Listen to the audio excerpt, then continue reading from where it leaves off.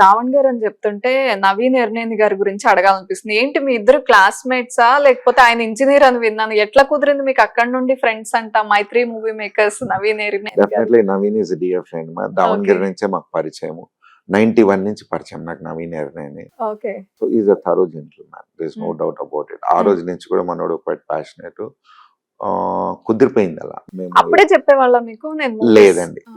To be frank లేదు. అప్పట్లో మాకేంటండి చదువు తప్ప ఇంకోటి ఇంకా ఆలోచన ఉంటే ఇంట్లో వాయించేవారు. ఓకే. సో 91 తన తర్వాత ఇంజనీరింగ్ అయిపోయాక అమెరికా వెళ్ళిపోయాడు. అమెరికా వెళ్ళిపోయాక తను 2-3 సార్లు ఇక్కడికి వచ్చినప్పుడల్లా మేము కలిసేవాళ్ళం. అప్పుడు తను సినిమా డిస్ట్రిబ్యూషన్ చేసేవాడు. సో వచ్చినప్పుడల్లా ఇక్కడ కలుసుకునేవాళ్ళం. తర్వాత ఇట్లా అడ్వాన్సెస్ ఇస్తున్నామండి అని అర్థమైంది. అప్పుడు ఓహో సినిమా అంటే ఏంటి, ప్రొడక్షన్ అనేది అప్పుడు నాకు ఆయన త్రూవే మీకు ఎక్కువ తెలిసింది cinema knowledge. Obviously close circle. చిన్నప్పటి నుంచి మూవీస్ అంటే ఈ హీరో తెలుసు. అంటే హావింగ్ సెడ్ దట్ నేను హైదరాబాద్ నుంచి కాబట్టి నాకు ఫ్రెండ్స్ ఉన్నారు. డైరెక్టర్ అంటే వీళ్ళు డైరెక్టర్ల పేర్లు ఎలా తెలుసురా అని అనుకునేవాడిని. అంత అవగాహన ఉండేది కాదు. వీళ్ళేమో ఏంట్రా వీడు అలా చేశాడు అని కూడా అనుకునేవాళ్ళు. సో ఆ కన్వర్జేషన్ ఇంటూ పెరిగాను. సో ఇంకా నవీన్ ప్రొడక్షన్ స్టార్ట్ చేసినప్పుడు ఫస్ట్ సినిమా శ్రీమంతుడు. సో తర్వాత Janatha Garage it's such happened వర్ధమాన్లో షూట్ చేశారు.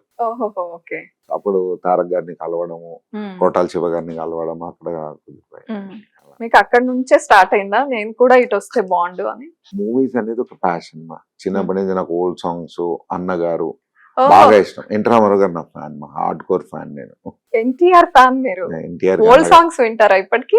పిచ్చి గంటాను. మా ఆవిడ నన్ను రోజు పొద్దున్న లేసి ముసలోడు ఏంట్రా బాబు అంటే వాళ్ళకి ఆ సాంగ్స్ వాళ్ళు ఎప్పుడు వినలేదు. ఇప్పుడు వేటగాడు అనుకోండి, అవన్నీ ఆ పాతకాలం సాంగ్, గుండమ్మ కథ. మీరు బాగా రిపీటెడ్ గా వినే పాట ఏంటి? ఆరేసుకో. ఓకే. సో పాటలు ఒకటే వినేవాళ్ళ అప్పటి హీరోయిన్స్ ఎక్కువ నచ్చడం అలా ఉండేదా? ఖచ్చితంగా ఆబ్వియస్లీ ఇప్పుడు శ్రీదేవి అనుకోండి, జయప్రద అనుకోండి, దేర్ ఆల్ లైక్ చిన్నప్పటి నుంచి చూస్తూ పెరిగాం కాబట్టి వాళ్ళు అట్లా ఉండిపోయారు. ఓకే. అంటే బాగా బ్యూటిఫుల్ గా అనిపించిన హీరోయిన్ ఎవరు అప్పట్లో? జయప్రద గారు. యాక్టింగ్ సూపర్ గా చేస్తారు అనుకున్న హీరోయిన్ ఎవరు? సావిత్రి. ఓహో ఓకే. సో ఎన్టీఆర్ గారు సాంగ్స్ వింటున్నారు, మరి కొత్త పాటలు కూడా వింటూ ఉంటారు ఆబ్వియస్ గా, ఇప్పుడు మూవీ ప్రొడక్షన్ లో ఉన్నారు. దాని తర్వాత చిరంజీవి గారి పాటలు బాగా. మెగాస్టార్. ఓకే. మరణ మృదంగం అనుకోండి, ఖైదీ నెంబర్ 786 అనుకోండి, అవన్నీ చిరంజీవి గారి నెక్స్ట్ పాటలు విపరీతం. అంటే యాక్షన్ కదా, అప్పట్లో మన ఏజ్ తగ్గట్టు అట్లా.